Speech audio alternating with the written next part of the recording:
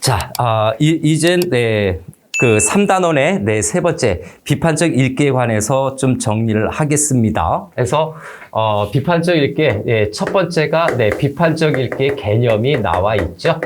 비판적 읽기의 개념이라고 소제목으로 나뉘어져 있는데, 그럼 여기서 먼저 좀 체크를 좀 한번 해볼게요.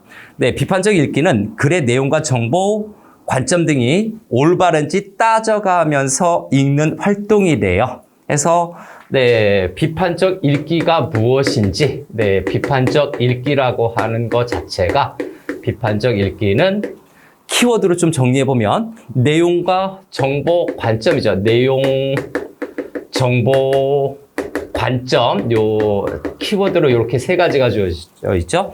내용, 정보, 관점을 따져가면서 읽는 거죠. 따져가며 읽는 것을 이야기한다. 요것도 화살표 이렇게 중간에 놓을까요? 내용, 정보, 관점에 대해서 이게 올바른지 따져가면서 읽는 것이 비판적 읽기의 개념이 된다. 그 다음에 글쓴이의 가치관이나 생각을 일방적으로 수용하기만 하면 독서를 통해 문제 해결의 방법을 찾거나 폭넓은 관점을 갖춘 인간으로 성장하는 데 한계가 있기 때문이다 라고 얘기를 하고 있죠. 한마디로 여기에서 비판적 읽기의 필요성에 관련된 내용을 얘기하고 있는데, 자, 비판적 읽기의 필요성이라고 좀 정리를 할게요. 필요성 자체는 지금 텍스트적으로 나타난 것은 글쓴이의 가치관을 일방적으로 수용하면 문제 해결의 방법을 찾거나 폭넓은 관점을 갖출 수 없대요. 그래서 그 표면적인 내용을 써놓고 그걸 다시 재정리해서 또 얘기를 해 보겠습니다.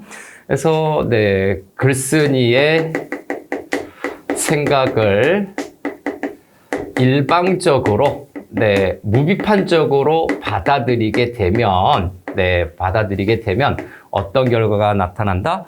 문제 해결의 방법을 찾을 수 없다.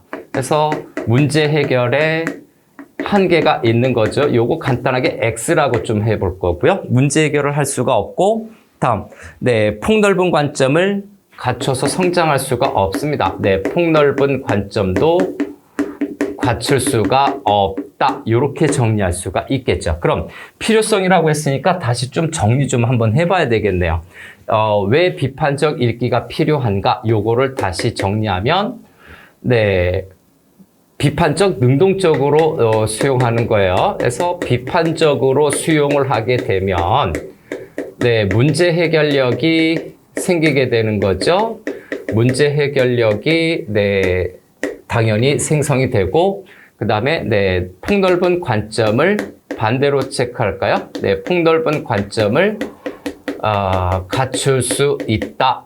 이렇게 다시 재정리할 수가 있죠. 비판적으로 받아들인다면, 이리저리 따져가면서 받아들인다면, 그죠? 그래서 여기에 대해서 이제 그 방법으로 좀 보면, 관점이나 내용, 표현 방법이 적절한지 따져봐야 되고, 그 다음에 두 번째, 숨겨진 의도나 사회문화적 이념까지 찾아서 비판하면서 읽어야 된다라고 얘기하고 있네요. 그래서 세 번째, 방법적인 것도 교과서 텍스트를 좀 잘 정리하면 되겠죠. 자, 첫 번째는 키워드로 정리했을 때, 거기에 포함된 관점, 내용, 표현 방법이 있죠. 관점이라든가, 우리는 모두 범죄자가 되어야 됩니다. 살인자가 되어야 됩니다. 이러면 안 되는 거잖아요. 그래서 관점이라든가, 거기에 언급되고 있는 구체적인 내용, 그리고 표현은 막 저질스러운 표현들을 쓰면 안 되겠죠. 그래서 이런 표현 방법 등을 살펴본 다음에 그 적절성을 따져봐야 된다. 그래서 요것에 적절성을 따짐 이렇게 해볼까요? 교과서 표현 최대한 살려서. 다음 두 번째로 방법 두 번째는 숨겨진 의도, 이념이죠. 숨겨진 의도라든가 또는 사회문화적인 이념이에요. 여러 가지 사회적인 통념, 고정관념, 또 어떤 독특한 사상 이런 것들이죠. 이념을 참고해서 또는 그것을 찾아서 비판적으로 읽어야 된다라고 얘기하고 있어요. 이것을 비판적으로 읽기 이렇게 좀 체크해 보겠습니다. 그래서 첫 번째는 비판적 읽기의 개념이 있고요.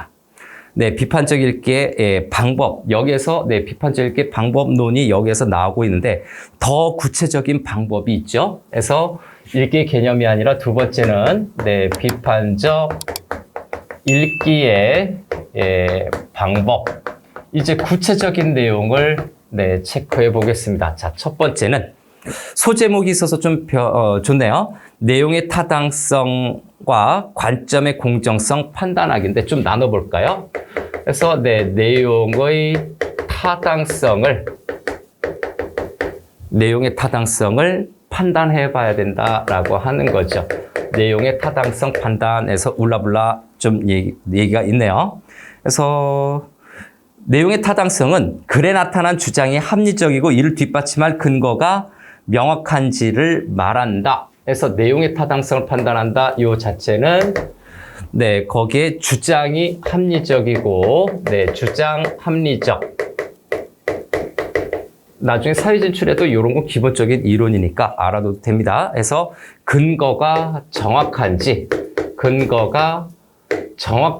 여부를 따져가면서 읽는 것이 바로 내용의 타당성을 파악하는 방법이에요. 그래서 내용의 타당성.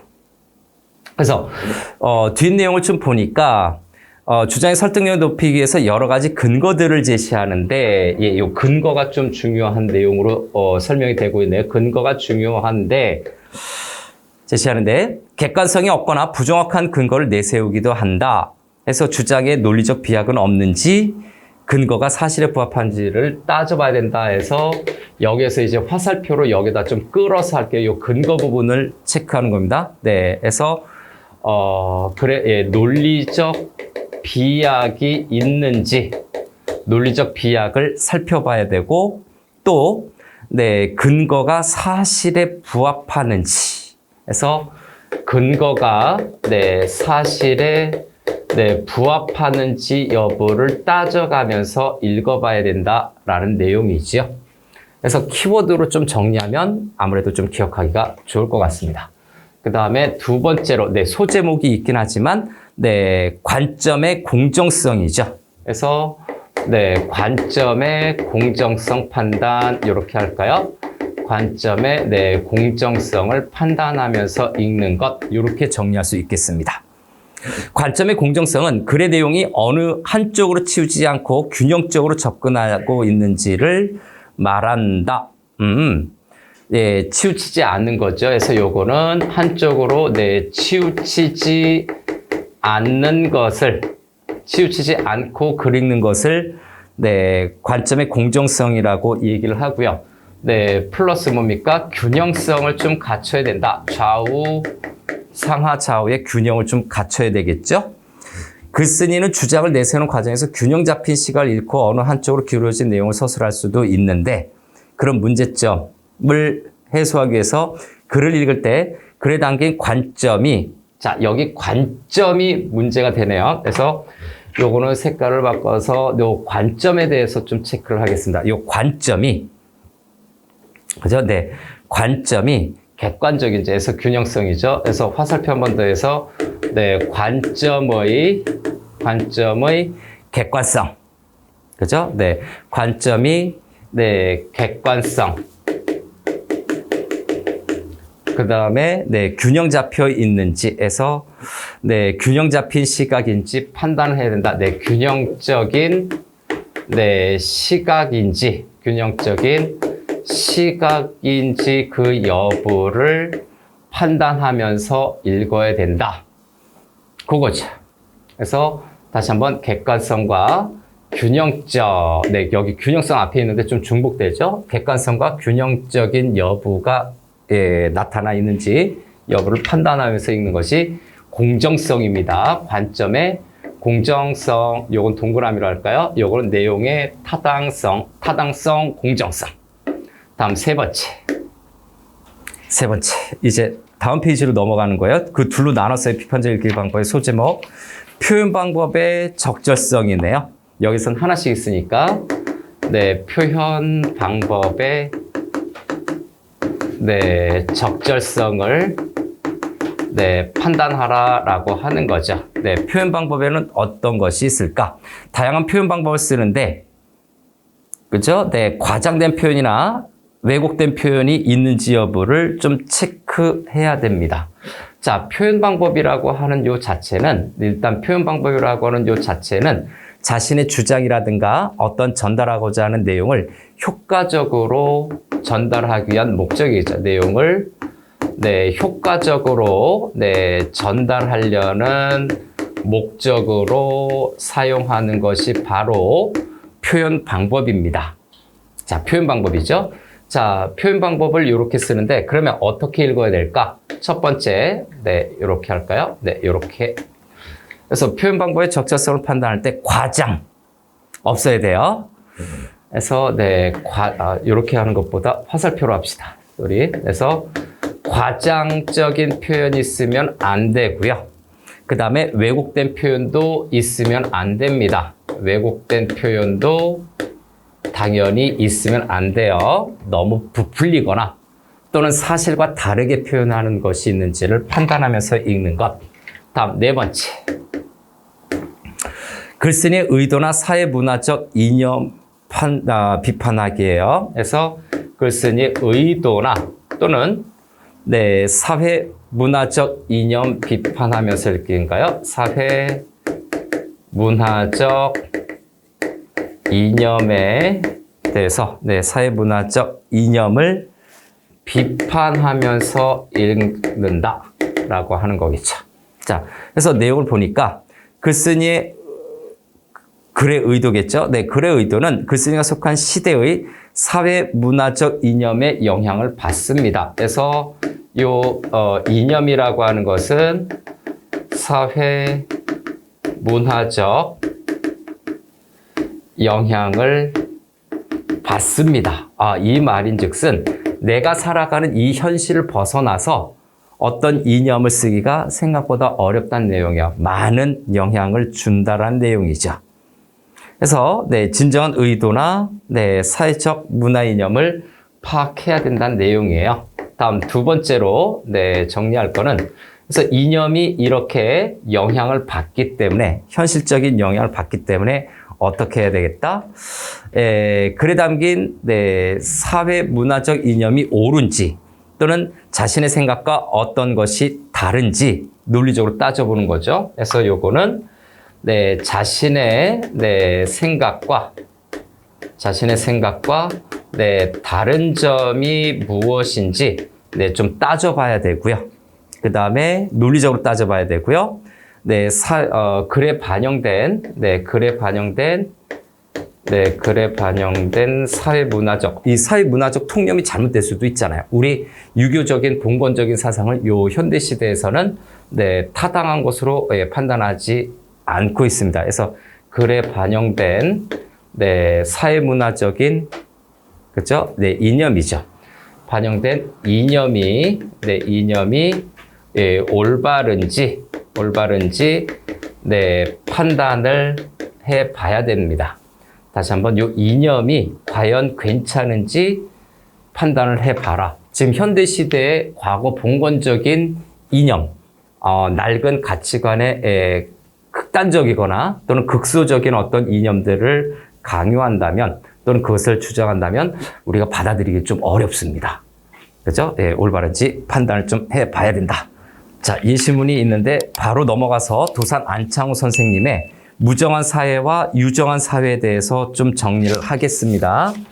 자, 무정한 사회와 유정한 사회. 처음 중간 끝인데 네, 소제목을 써서 좀 우리가 파악하기는 좀 좋아요. 그래서 여기다 제목을 좀 다시 써서 무정한 사회. 그렇죠? 네, 무정한 사회와 유정한 사회. 무정은 정이 없는 거고요. 유정은 정이 있는 거겠네. 네, 정이 있고 없건데 그것에 대한 특징을 우리 안창호 선생님이 뭐라고 얘기하는지 한번 보겠습니다. 유정한 사회.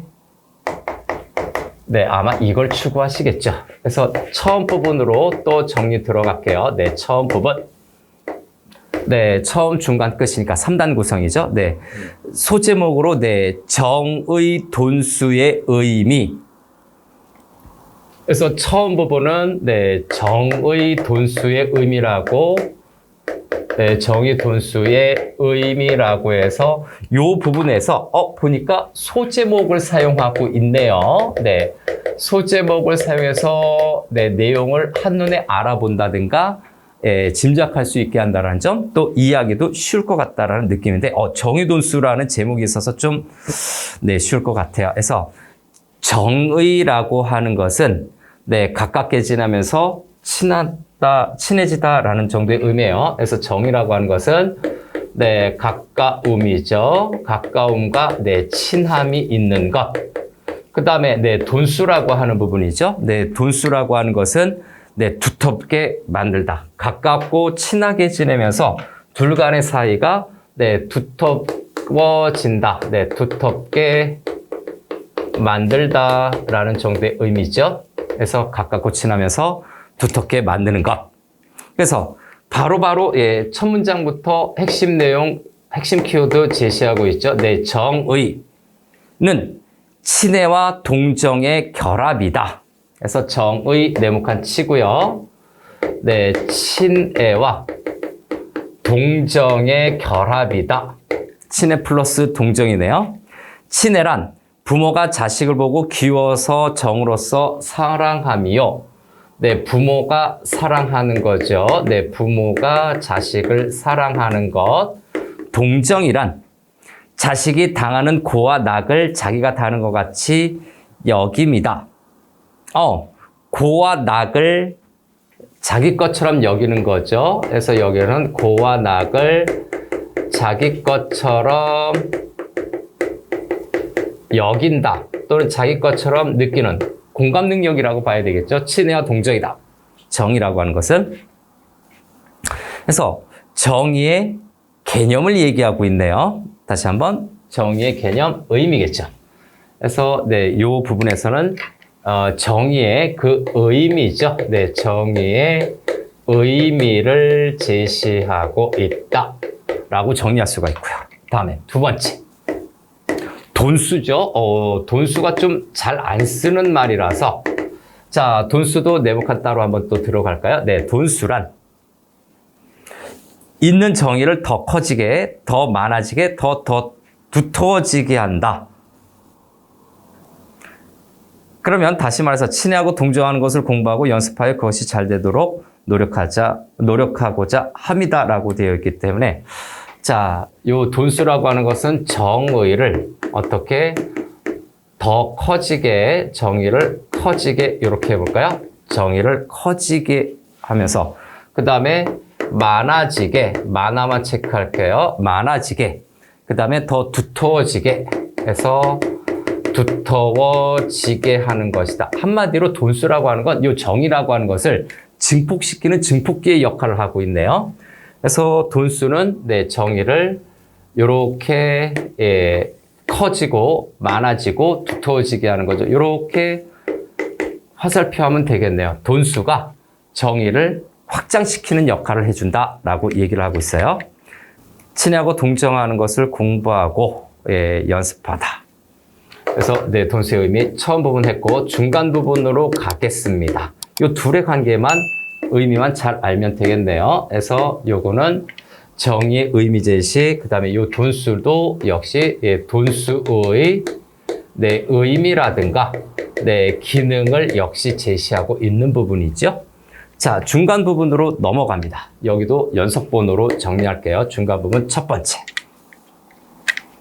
인류 중 불행하고 불쌍한 자 중에서 가장 불행하고 불쌍한 자는 무정한 사회에 사는 사람이요. 그래서 네, 두 가지죠. 네, 무정한 사회에 사는 사람이에요. 무정한 제목과 관련된 네, 사회에 사는 사람. 네, 가장 불쌍하다. 네, 그래서 불쌍 이렇게 좀 나누네요. 네, 그 다음에 유정한 사회는 또 어떨까요? 가장 복 있는 자 중에서 가장 다행이고 복 있는 자는 유정한 사회에서 사는 사람입니다. 그래서 네, 유정한 사회에 네, 사는 사람이죠. 사람으로 했는데요. 사는 사람은 가장 복이 있고, 그죠? 가장 복이 있고, 네, 뭡니까? 다행이다라고 되어 있네요. 네, 순서를 좀 바꿨네요. 네, 다행이다라고 얘기하고 있습니다. 이 둘에 대해서 이 내용 자체가 중요한 것이 아니라, 이 둘의 관계에 대해서 무정한 사회, 그 다음에 유정한 사회를 서로 의미상 지금 대조시키고 있죠. 네, 대조적 의미로 지금 나눠서 설명을 하고 있어요. 그래서 이제 유정한 사회는 무엇인지 한번 좀 체크를 해보겠습니다. 유정한 사회는 태양과 우로 받는 것 같고 화원에 있는 것 같아서 고통이 없을 뿐더러 모든 일이 잘 된다. 그래서 두 번째는 네, 유정한 사회를 먼저 체크하고 있네요. 그래서 유정한 사회의 특징에 대해서 언급을 하고 있습니다. 그래서 유정한 사회의 특징 먼저 제시하고 있죠. 유정한 사회, 다시 한번 유정 동그라미 치고 유정한 사회 특징. 그래서 네, 고통이 없을 뿐더러 일이 잘 돼요. 그래서 나란히 쓸까? 네, 고통이 없고 일이 잘 되어지죠. 일 잘됨 이렇게 하겠습니다. 예, 고통이 없어요. 일이 잘 되어져요. 그 다음에 네, 사람들이 삶에 흥미가 있으므로 용기를 내서 일을 하고 네, 삶에 대한 흥미인가요? 그냥 키워드로 열거할 거예요. 네, 삶에 대해서 네, 흥미가 있고 그 다음에 네, 용기를 내서 일을 하고 편안함과 즐거움을 주는 일이 넘쳐납니다. 그래서 용기도 있고 그 다음에 네, 편안, 즐거움, 긍정적인 요소가 있습니다. 편안함, 그 다음에 네, 즐거움 이런 요소들과 관련이 돼요. 유정한 사회 특징 키워드로 정리해도 됩니다. 고통 없어요. 일이 잘 돼요. 삶에 대해서 흥미가 있어요. 용기가 있어요. 편안함과 즐거움으로 생활하고 있다라고 얘기를 하고 있네요. 자, 이에 반하여 무정한 사회는 앞에서 이미 대조를 언급했기 때문에 이 무정한 사회, 유정한 사회 또는 유정한 사회, 무정한 사회에 대한 각각의 특징들을 이야기하고 있네요. 그래서 무정한 사회 역시 관련 키워드로 정리합니다. 무정한 사회의 특징 정리해서 무정한 세모 들어가죠. 어떤 키워드를 썼는지 한번 볼까요? 자, 무정한 사회는 가시밭과 같아서 사방의 괴로움 뿐이므로 사람은 자기가 사는 사회를 미워하게 됩니다. 그래서 네, 비유적인 표현을 했나요? 네, 가시밭. 네, 키워드로 점 찍거나 밑줄 쳐서 빨리 확인합니다. 그래서 네, 가시밭 괴로움. 자, 사회를 미워하게 되죠. 네, 사회를 미워한다라는 점. 나쁜 특징들만 나타나네요. 또 비유하자면 차가운 바람과 같아서 네, 차가운 바람 비유하고 있네요. 차가운 바람과 같아서니까 직유법이네요. 공포와 우울, 공포, 우울. 아이고. 이거 다 안 써도 될 것 같기는 하죠. 공포와 우울, 그 다음에 네, 흥미를 잃고 위축된 삶이에요. 그래서 흥미도 없고요. 네, 흥미도 없고 위축된 삶을 살고 있다. 왜 위축? 이렇게 해볼까요? 네거티브적인 삶을 살아간다라고 해서 유정한 사회 특징과 무정한 사회 각각의 특징을 얘기하고 있어요. 그래서 여기에서 사회의 특징들을 어떻게 하고 있다? 대조적으로 언급하고 있다. 내용 흐름상 유정한 사회, 무정한 사회에 대한 언급을 하고 있어요. 그런데 이제 이어지는 내용에서 무정한 대한사회입니다. 우리 대한사회는 우리나라에 대한 반성을 하고 있는 건가요? 우리나라에 대한 비판을 하고 있네요. 그래서 여기 좀 지워서 이어지는 내용으로 정리를 좀 하겠습니다. 우리 사회가 그렇다는 내용이죠. 소제목으로 좀 넘어갑니다. 그래서 무정한 사회, 유정한 사회, 요게 한 그룹이라고 봐야 되고요. 그래서 소제목으로 되어 있어서 유정한 사회와 무정한 사회에서 첫 번째는 정의와 사회의 관계라고 얘기를 하고 있네요. 그래서 여기 지금 체크한 요 부분들이 소제목 그대로 입혀서 요 윗부분에다 한번 쓸게요. 그래서 여기는 첫 번째로 제시된 게 소제목 정의와 사회에 관련된 내용을 관계를 얘기하고 있죠. 정의와 사회와의 관계. 읽는 사람이 좀 편하게 했죠. 네, 소제목 정의와 사회와의 관계라고 소제목을 친절하게 주고 있죠. 네, 소제목을 역시 앞에서 본 것처럼 역시 이것도 소제목에 해당이 되어 소제목을 제시하고 있다. 1, 2, 3번이 소제목 저기에 해당이 되는 것. 그 다음 여기도 좀 지울까요? 네, 여기도 지워서 자, 중간에 이제 4번부터 좀 들어갈까요? 네, 4번부터 들어가기 전에 소제목을 좀 적고 들어갈게요. 무정한 대한사회. 그래서 무정한 대한사회. 아유, 우리 조선이 대한민국이 무정한 사회로였구나. 그때 봤을 때 이제 4번부터 들어갈게요. 그래서 무정한 대한사회. 우리 대한사회는 무정한 사회입니다. 쭉 여러 가지가 있죠. 그래서 네, 가장 불쌍한 사회입니다. 그 사회의 무정이 나라를 망하게 하였습니다. 그래서 네, 무정이 어떻게 했다고요? 나라를 망하게 했다라는 점. 나라를 망하게 했다라는 건 일제 강점이 있다라는 얘기겠죠. 네, 주권 상실이죠. 여러 100년 동안에 사람은 죽지 못하여 살아왔습니다. 우리는 유정한 사회의 무엇을 모르고 살아왔으므로 사회의 무정함을 견디는 힘이 있거니와 이걸 좋게 생각해야 될지 나쁘게 생각해야 될지는 모르겠으나 자, 나를 망하겠다. 그 다음에 5번째는 우리는 유정한 사회의 맛을 몰랐대요. 그래서 우리 민족이겠죠. 우리는 유정한 사회의 맛을 몰랐다. 네, 사회의 맛을 네, 모릅니다. 그런데 이 모른다라고 하는 것이 꼭 나쁜 점만 있는 건 아니죠. 다 장단점이 있으니까 사회의 맛을 모르는 것은 결국 뭡니까? 무정한 사회를 견디는 힘이 있어요. 그죠? 네, 그래서 맛은 모르지만 견디는 힘이 있다. 무정한 사회를 살아가는 견디는 힘은 있다. 이렇게 좀 정리하고 있고요. 다음 6번째.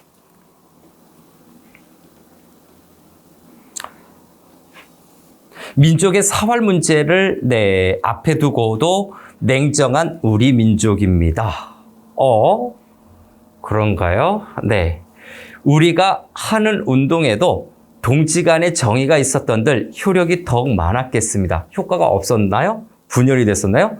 정의가 있어야 단결도 되고 민족도 흥하는 법입니다.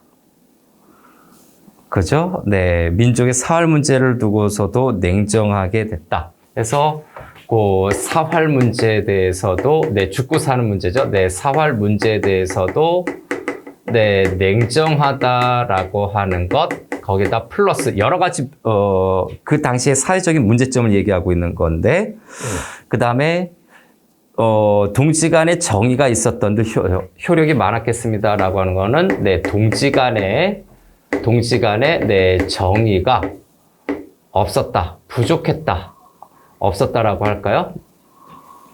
그렇죠? 네, 있었던들 해서 있었던데 없었다 이렇게 할게요.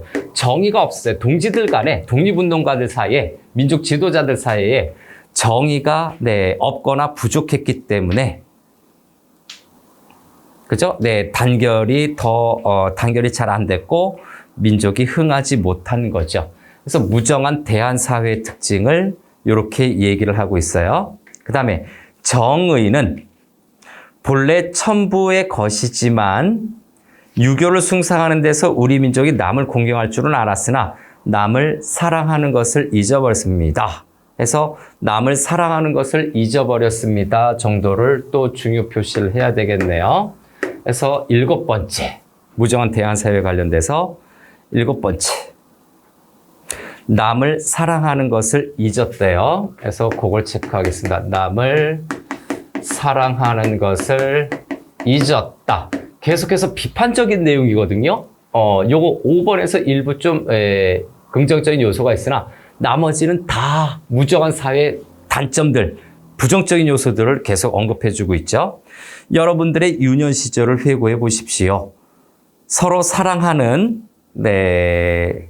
정이 생기면 당연하거늘, 그죠? 네, 당연하거늘, 어쩌고저쩌고 해서 혼상 제사도 허례로 흘러간 가운데에서 부모와 자녀, 형과 아우 사이 아무런 정의가 없습니다. 그죠? 네. 부모와 자녀라고 하는데 7번째, 8번째네요. 부모와 자녀, 그 다음에 형과 아우죠. 가족 간의 정의가 없다라고 봐야 되겠네요. 네, 가족 간의 부모, 자식, 그 다음에 네, 형과 아우 사이의 정의가, 가족 간의 네, 정의가 없다. 아이고, 나쁜 점만 있나? 이렇게. 다음. 어른들이 어린아이를 대할 때 한 개인의 완희물로 여깁니다. 아, 이것도 여러 가지 문제점이 되겠네요. 보니까 완희물로 여깁니다. 한마디로 장난감처럼, 즐기는 장난감처럼 여깁니다. 라고 해서 어린아이를 대하는 부분을 문제화하고 있는 거죠. 그 다음에 또 한 부분으로 갈까요? 집안에 계신 조부모나 부모는 호령과 맷때리기로만 일을 삼음으로 아이들은 매를 맞을 생각에 떨고 있습니다. 나는 어렸을 때 놀기를 좋아했는데 돌아올 때는 매를 맞을 생각에 떨면서 돌아왔대요. 자신의 경험 제시하고 있죠. 그래서 어린 아이들이 어린아이들에 대한 얘기를 하고 있네요. 이거 심각한 문제가 되는 거죠. 애들 위축되고 있는 건데. 그래서 마지막 아이들이 잘못하였다고 내쫓겼습니다. 빙빙 돌아다니는 꼴은 참으로 기가 막혀 볼 수가 없었습니다. 네, 어린아이들에게 존중함이 없는 거죠. 그래서 그 부분은 매맞을 어린아이가 완희물로 대하고 있어요. 그래서 어린아이를 완희물로 대한다라고 하는 것은, 자, 요거는 좀 세모칠까요? 즐기는 완희물로 대하는 것은, 네, 어린아이들을 존중하지 않는다. 어린아이들을, 네, 보호하지 않는다는 얘기죠. 그래서 어린아이에 대한, 네, 존중과 보호가 없고요. 오히려 폭력적으로, 네, 매를 때렸다라고 얘기를 하고 있죠. 그래서 무정한 대한사회 특징. 아주 많은 내용을 열거하고 있네요. 다음. 이같이 하여 하는 부분으로 넘어갈까요? 자, 이같이 하여 강부에서부터 공포심만 가득한 생활하던 아이가 가정을 벗어나서 학교에 가면 훈장이라는 이가 또한 호랑이 노릇을 합니다. 그래서 어린아이가 여기로 좀 체크할까요? 그래서 완이물이 됐죠. 그 다음에 10번째를 여기에다 이어서 벗어나면 훈장이라는 이가 호랑이 노릇을 합니다. 학교에 가고 싶어 가는 것이 아니라 부모가 가라니까 마지못해서 간다 해서 학교에서도 뭡니까? 호랑이 노릇을 한다. 학교에서도 역시 그죠? 정의가 없습니다. 정의가 없다라고 정리를 할게요. 어린아이에 대한 존중과 보호를 하는 정의가 없습니다. 학교에서도. 그 다음 또 시부모와 며느리, 형과 아우 부분이 있죠. 쭉 보면 어디서든지 찬바람이 아니 부는 데가 없습니다. 그보다 더 기가 막힌 것은 남녀 간의 무정함입니다. 그래서 11번째는 자, 첫 번째 시부모와 며느리, 형과 아우 모든 식구, 식구에 대해서 원수라고 얘기를 하고 있죠. 식구가 이거 총체적인 문제인데요. 자꾸 이렇게 보니까 식구가 원수이다. 그 다음에 플러스죠. 플러스 남녀 간에서도 젠더 갈등이 있었나요? 남녀 간에도 역시 무정하다라고 언급을 하고 있어요. 정의가 없는 거죠. 무정한 대한사회의 구체적인 모습을 낱낱이 지금 다 얘기하고 있는 거죠. 부부가 많이 서로 보고 웃었다면 큰 결단이 납니다. 문제가 되나요? 남녀 간에는 정의가 끊겨서 무정합니다라고 하는 건 정의가 끊긴 거죠. 서로 볼 수도 없다. 남녀가 사귀는 날이면 마침내 범죄 사실이 생깁니다. 남녀가 정당히 교제하는 길을 막은 이유입니다. 그래서 여기 이런 부분들을 보면 식구들이, 그 다음에 남녀 간에 네, 어떤 무정한 관계가 형성이 되는 거죠. 이거는 그래서 대한 사회가 무정한 인간관계를 형성하고 있다. 이렇게 정리할 수 있죠. 그래서 대한 사회인가요? 앞에 4번부터 11번을 다 관통할 수 있는 내용이죠. 대한 사회는 인간관계에 있어서 무정하다는 얘기죠. 인간관계에 있어서 무정하다. 이렇게 정리할 수 있겠네요. 불행한 거죠. 고통스러운 거죠. 그래서 이거는 현실에 대해서 굉장히 비판적인 관점을 나타내고 있네요. 그래서 무정한 대한 사회는 현실에 대한 문제점을 심층적으로 제시하고 있죠. 이 문제점을 제시하면서 거기에 따른 글쓴이의 비판적 관점이 반영이 되어 있는 것 같아요. 비판적 관점의 반영이라고 평가할 수 있겠습니다. 이제 남의 사회가 다정하죠. 그래서 다정한 남의 사회로 넘어가겠습니다. 다음은 대한 사회와 대조적인 다정한 남의 사회. 다정한 남의 사회 좀 다소 길어요. 그래서 다정한 남의 사회에서는 서양이겠죠. 남의 사회 서양이겠는데 이제 한번 눈을 돌려 다정한 남의 사회를 봅시다. 가정에서는 부모가 결코 노하지 않는다. 장난감으로 인형을 주어 사랑하게 하고 쭉 해서 어렸을 적부터 아이를 특별 대우한다는 얘기죠. 그래서 첫 번째, 다른 여러 가지 표현이 있는데, 남의 사회에서는 아이를 특별 대우합니다. 호령하지 않습니다. 어렸을 적부터 공부심이 조금도 없어 화기애애하게 자랍니다. 해서 아이들을 특별 대우, 거기에다 밑줄 쳐서 다 그 문단의 내용을 다 통합할 수 있는 거죠. 다 통합할 수 있는 내용이 아이들을 특별 대우한다. 그래서 화기애애하게 자란다. 플러스 화기애애.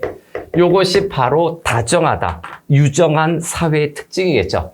특별 대우하고 화기애애하는 것은 서양 사회가 유정한 사회다라고 하는 것을 유정한 사회임을 암시하는 표현이겠습니다. 우리가 추론하면서 비판하면서 보는 거겠죠. 아이고, 연속번호로 가야 되는데 12번이고요. 요게 13번으로 와야 되겠죠.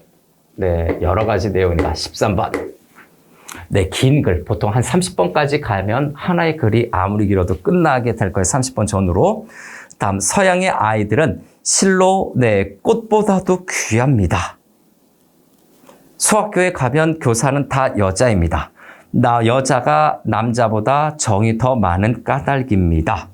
그래서 서양 아이들은 꽃보다도 귀하다. 특별 대우 요거를 좀 정리하고 그다음에 여자가 남자보다 정이 더 많아서 선생들이 수학교 교사, 초등학교 교사들이 다 여자라고 얘기하고 있죠. 그래서 선생이 학생을 친절히 대접하고 어쩌저쩌고 해서 학교를 가고 싶어 하죠. 학생들은 결코 우리나라 아이들처럼 학교에 가기 싫다고 억지 쓰는 것을 보지 못했습니다. 그래서 그 부분은요, 서양의 학교죠. 유정한 서양의 학교입니다. 서양의 학교인데, 당연히 우리 대한 사회와 대조가 되는 거죠. 아이들이 학교를 가고 싶어 해요. 유정한 학교의 특징이 나타나고 있죠. 그래서 유정한 서양의 학교의 모습, 여자 교사가 많이 있다, 학교 가고 싶어 한다. 그래서 요거는 추가로 하면 여교사가 많은 점 플러스 학교에 아이들이 가고 싶어 한다라는 얘기죠. 요런 정도로 간단하게 정리해도 될 것 같습니다. 유정한 사회의 특징, 다정한 사회의 특징. 다음 단락으로 넘어가세요. 학교뿐이 아니라 선차에서도 집회에도 화기가 있습니다. 선차라고 하는 것은, 선차라고 하는 것은 배와 자동차, 배와 수레, 자동차가 아니라 배와 수레를 얘기하는 건데, 배와 수레를 의미하는 것은 결국 뭐다? 요거 대중교통을 의미하는 겁니다. 대중교통을 의미한다라는 점.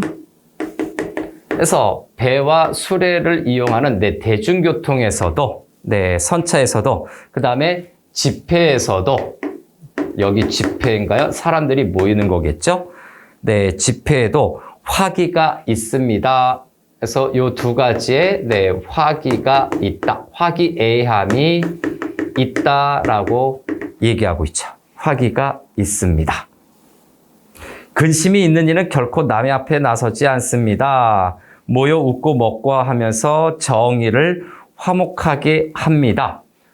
화기 있음, 정의를 화목하게 하는 거죠. 정의를 화목하게 한다라고 하는 요 14번째 내용은 유정한 사회의 특징을 나타내고 있어요. 그래서 유정한 사회의 모습이라고 봐야 되겠죠. 그래서 요거 좀 쉽게 정리하면 정의 화목 요걸로 봐서 요것이 유정한 사회의 모습들을 마치 경험한 것처럼 지금 얘기를 해주고 있네요. 경험적으로 얘기하고 있습니다. 실제로 도산 안창호 선생님께서 그렇게 좀 경험을 하신 적이 있었을 거예요.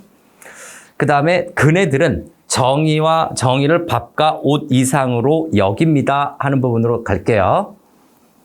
그네들은 정의를 매우 중요시한다는 내용이죠. 그네들은 누굴까요? 서양 또는 서양 사람들이겠죠. 그래서 15번째 그네들은 서양에서는 그냥 서양 사람으로 합시다. 서양 사람들은 정의를 매우 중요시한다.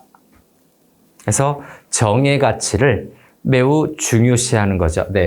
정의를 중시한다. 이렇게 간단히 정리할게요. 이렇게 정의를 중시한다라는 건 쭉 보니까 미국 같은 나라에서 제일 부러운 것은 직업의 상하를 막론하고 다 즐거워합니다. 또 한 문장 앞에 그들은 정의 없이는 살 수 없다는 뜻에서 이렇게 합니다. 정의를 중시하는 거죠. 정의를 중시해서 이 정의를 중시하는 것은 결국 뭐다? 우리가 앞에서 한 것처럼 유정한 사회의 특성을 계속해서 드러내고 있는 거죠. 14번에 의해서 유정한 사회의 특성을 계속해서 이렇게 제시하고 있습니다. 다음에 서양 사회에서는 손님이 오면 웃으며 접대합니다. 손님이 오는데 부부가 될 남녀는 약혼 시절부터 열정적인 자유연애 사상이죠. 서로 껴안고 좋아합니다. 다른 이가 이를 흠하지 않으므로 그들에게는 아무 공포가 없고 다만 두터운 정뿐입니다. 그래서 손님으로 착각할 수가 있는데 이 16번째 내용은 손님이라고 하는 것은 남녀관계죠. 그래서 손님, 그 다음에 부부가 될 남녀에서 남녀로 좀 체크합시다. 그래서 남녀 동그라미 치고요. 이 남녀 사이에서도 유정함이 있는 거죠. 그래서 남녀도 유정한 관계를 형성해서 서로 좋아하는 모습을 흠하지 않는다. 그 다음에 17번째인가요? 단락별로 핵심 한두 문장 정도만 보면 됩니다. 그래서 두 번째 문장에 보면 서양 사람은 정의에서 자라고 정의에서 살다가 정의에 죽습니다. 정의가 만으로 화기가 있고 따라서 흥미가 있어 무슨 일이든지 잘 됩니다. 지금 여기서 유정한 사회, 무정한 사회인데 정의에 관련돼서 정의와 돈수를 얘기하고 있죠. 그래서 서양은 정의가 있어서 어떻게 된다고요? 무슨 일이든지 다 잘 됩니다. 일이 다 잘 된다. 일이 잘됨. 요 정도로 좀 정리할게요. 일이 잘 된다라고 하는 내용으로 또 정리하고 있어요. 정이 많아서, 정의가 넘쳐나서 또는 정이 많아서 일이 잘 된다라고 얘기를 하고 있네요. 좋은 점만 계속해서 얘기하고 있습니다. 이런 걸로 보니까 다정한 남의 사회와 무정한 대한 사회는 서로 어떻다? 앞에서도 본 것처럼 서로 대조를 이루고 있다는 점. 중간 부분 처음 시작부터 대조이기 때문에 우리 조선과 대한제국으로 이어지는 우리 나라와 그 다음에 서양 열강, 아마 미국 하와이에서 주로 좀 활동을 하셨기 때문에 미국 서양적인 것에 대한 어떤 비교를 통해서 우리가 너무 무정한 사회구나라고 얘기를 하는 거예요. 민족을 좀 계몽하시고자 아마 저렇게 하셨던 것 같은데, 자, 그 당시에 우리의 좀 문제점이 좀 많죠. 무뚝뚝했나 보죠. 남녀 칠세 부동석 이런 유교적인 관념에 의해서, 또 말을 많이 하면 사람이 경박하다. 그래서 유구무원, 침묵은 금이다. 뭐 이런 사상으로 대화도 좀 많이 단절이 됐었을 거고요. 나쁜 점으로 좀 그럴 수 있는데 우리도 장점이 좀 많이 있지 않을까요? 자, 정의 기르기 공부로 바로 넘어갑니다. 정의 기르기 공부. 이제 본론 부분의 마지막 부분에 해당이 됩니다. 무정한 사회, 유정한 사회. 됐죠? 여기도 좀 지워볼까요? 그래서 정의 기르기 공부 부분으로 넘어갈게요. 소제목이 있죠? 정의 기르기 공부. 또 여기서 어떤 언급을 하는지 좀 줄여볼까요? 우리는 이 정의 돈수 문제를 결코 심상히 볼 것이 아닙니다. 라고 해서 우리는 세 번째 문장이죠. 두 번째 문장에서는 사회를 개조하자면 다정한 사회로 만들어야 되겠다라고 하는 거죠. 그래서 첫 번째는 첫 번째라고 하면 안 되고 18번째로 내용 이어갈게요. 18번째로 정의 돈수 문제가 매우 중요하다라고 얘기하고 있죠. 그래서 정의 돈수를 심상히 볼 것이 아니다. 정의 돈수를 중요한 문제로 인식하고 있다. 중요한 문제로 인식하고 있어요. 글쓴이는요. 그래서 19번째로 가면 선조적부터 무정한 피를 받았기 때문에 더운 정이 없습니다. 정의 기르는 공부를 해야겠습니다. 라고 얘기하고 있거든요. 그래서 무정한 피를 이어받았다. 요거 밑줄을 쳐야 되겠네요. 무정한 피를 이어받았다라고 하는 부분을 물결 밑줄 치고요. 그 뒤에 있는 문장에서 정의 기르기를 공부해야 된다라고 얘기하고 있네요. 그래서 화살표에서 정의 기르기 공부죠. 공부를 해야 된다라고 하는데 이것의 필요성을 강조하는 거죠. 정의 기르기를 공부하는 그 원인이 바로 무정한 피를 조상들에게서 이어받았다라고 얘기하고 있습니다. 그 다음에 이런 일동이라고 하는 부분인가요? 이런 일동 부분입니다. 그래서 이런 일동 하는 부분인가요? 우리 사이의 정의를 손상하는 자는 우리의 원수입니다. 그래서 정의를 손상하는 자는 원수다라고 하는 부분, 정의를 손상하는 것은 원수다라고 하는 요 부분에서 정의를 손상하는 이 사람을 경계하자라고 얘기를 하는 거예요. 그래서 경계하자라고 하는 거니까 이게 어떤 뜻입니까? 우리 민족 계몽을 하셨던 분이거든요. 그래서 여기에서 계몽적 성격이 나타나요. 우리의 민족 현실을 좀 바꾸고 민중들을 일깨우려고 하는 계몽적 성격이 나타나고 있습니다. 그래서 정의를 기르는 방법, 구체적인 주의사항 7개를 얘기하고 있죠. 그래서 원수로 하고 21번째 정의를 기르는 구체적인 방법론을 제시하고 있죠. 정의를 기르는 7가지 구체적인 방법을 제시하고 있는데 이렇게 친절하게 쓴 이유가 뭐다? 계몽적인 성격의 글이기 때문에 그렇습니다. 계몽적이에요. 7가지 구체적인 방법을 제시하는 것은 우리 민족을 강화시키기 위한 안창호 선생님의 어떤 애국심의 발로였다라고 생각할 수 있는 부분이에요. 이제 마지막 부분으로 갑니다. 그래서 1, 2, 큰 번호 이제 3번으로 가서 끝부분이 드디어 왔네요. 네, 흘러 이렇게 네, 안창호 선생님의 글을 체크해 보니까 이렇게 마지막까지 왔습니다. 자, 오직 정의돈수 이 네 글자라고 되어 있네요. 네, 소제목 또 체크할까요? 오직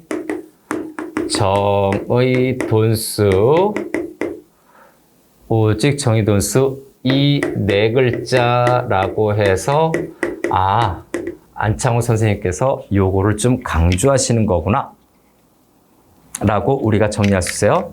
자, 그 나라의 애국자를 대하는 것도 무정한 사회와 유정한 사회가 다릅니다. 애국자, 그래서 네, 22번째로 볼까요? 22번째. 애국자를 대하는 것도 애국자를 대함에 있어서 네, 유정한 사회와 무정한 사회죠. 네, 무정한 사회가 서로 다르다라고 하는 거고, 이거 독특한데 뭐가 다르지? 네, 확인해 보고 싶죠. 우리 무정한 사회에서는 애국자의 결점만 집어내다가 위난에 빠질 때는 구원하지 않습니다. 그래서 네, 유정한 사회와 무정한 사회가 서로 다르다라고 얘기를 하고 있는데 여기다 좀 새끼 번호로 들어갈게요. 그래서 무정한 사회는 어떻다고? 네, 거기 키워드. 무정한 사회는 결점. 그 다음에 구원을 하지 않는다. 해서 결점만 이야기를 하고 있어요. 그 다음에 네, 구원을 하지 않는 특징이 있죠. 그러나 유정한 사회는 그러하지 아니합니다. 어떤 이가 공익사업에 돈을 내다가도 다시 더 안 내면 그 전에 낸 것을 고맙게 생각하고 도리어 욕을 합니다. 이런 무정한 사회가 어디 있겠습니까? 그래서 네, 공익사업이 있죠. 네, 욕을 한다라고 하는 부분이죠. 욕 부분은 좀 조심해야 되겠네요. 자, 욕을 하는 요 부분도 공익사업을 했던 사람들에게 하는 거죠. 그래서 차이가 있다. 됐죠? 그래서 무정한 사회 특징이 바로 요겁니다. 그래서 다음 두 번째는 그 다음 단락에 있는 건데, 네, 다음 단락에 있는 건데, 유정한 국민은 아무리 젊지 않은 신사나 부인이더라도 노상에서 환난을 만난 사람을 보면 체면과 수고를 돌아보지 않고 기어이 구원을 해줍니다. 그래서 유정한 사회로 네, 정리를 할게요. 유정한 사회에서는 네, 구원을 해준다라고 얘기를 하고 있죠. 구원해 줍니다. 여기는 귀천의 구별이 없습니다. 상한 사람의 상처를 싸매주고 간호해 줍니다. 그래서 구원을 해준다. 귀천의 구별이 없다. 이렇게 정리해 볼까요? 그래서 실제로 23번째에 해당되는 내용을 같이 묶어서 네, 저렇게 좀 정리를 했고요. 서로 도와주는 거죠. 그래서 여기서 보면 서로 네, 갈등과 분열을 일으키는 거예요. 그래서 무정한 사회 특징은 네, 갈등적이죠. 갈등과 네, 분열을 하게 되고 유정한 사회 특징을 우리가 좀 추론해서 비판적으로 좀 추론까지 해보면 서로 도와주는 거죠. 그래서 요거를 서로 돕는다. 네, 상부상조라고 할게요. 네, 서로 도움. 상부상조보단 네. 실제 안창호 선생님이 여러 가지 강조했던 얘기 중에서 상부상조를 또 강조하셨거든요. 그래서 네, 그걸 좀 쉽게 풀면 서로 돕는다. 서로 도움. 이렇게 좀 정리할 수 있겠네요. 다음, 정의 없는 대한민족의 고통은 실로 지옥 이상입니다. 대한인의 사회는 가시밭입니다. 아무런 낙이 없습니다. 우리 정의를 길러서 화기 가운데 살아봅시다. 자, 요건 요렇게 한번 정리해 볼까요? 네, 23번째. 정의가 없는 것은 네, 그 고통이죠. 정의가 없는 것은 네, 고통이 크다. 네, 지옥과도 같다. 그런데 대조적으로 정의가 있는 사회는 어떻다고요? 거기서 살아보자고 얘기하는 거니까 네, 낙이 없다. 네, 가시밭이다. 낙이 없다. 해서 네, 가시밭 어떤 즐거움이 없어야 낙이 없지만 네, 정의를 길러서 화기 가운데 살아봅시다 라고 해서 네, 화기 네, 따뜻한 기운이겠죠. 네, 살아봅시다. 다시 하는 말은 정의가 있어야 화기가 있고 화기가 있어야 흥미가 있고 거기 이어지죠. 화기가 있어야 흥미가 있고 흥미가 있어야 네, 성공이 있습니다. 이렇게 분류할 수 있겠네요. 정의가 있는 사회와 없는 사회 모습을 어떻게 하고 있다? 역시 대조하고 있죠. 처음부터 하고 있는 이런 대조가 있어요. 구체적인 열거도. 그래야 무슨 사업이든지 무슨 의미든지 하고 싶어서 하게 됩니다. 어딜 가든지 오직 이 정의돈수 이 네 글자에 의지하여 삽시다 라고 하는 부분은 네, 정의돈수의 중요성을 강조하고 있는 거죠. 그래서 바로 이 부분입니다. 그래서 이 부분을 갖고서 네, 이 부분을 갖고서 정의돈수의 네, 24번째죠. 정의돈수의 중요성을 지금 얘기하고 있는 거지요. 의지하여 삽시다라고 해서 정의돈수의 중요성을 강조하면서 또 설득력을 높이고 있는 거죠. 정의돈수의 중요성을 이렇게 얘기하고 있습니다. 자, 이제 안창호 선생님의 글을 네, 이렇게 좀 차분히 좀 살펴봤어요. 내용을 일단 마무리하겠습니다.